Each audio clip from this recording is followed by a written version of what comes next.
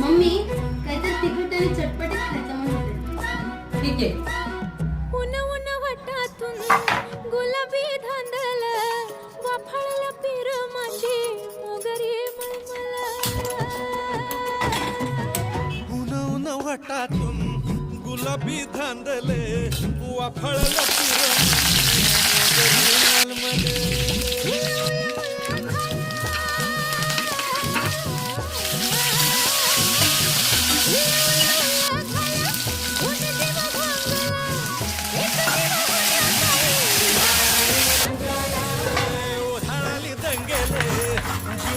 दंगेले वाफळला पिर माझी मोगरी मलमले.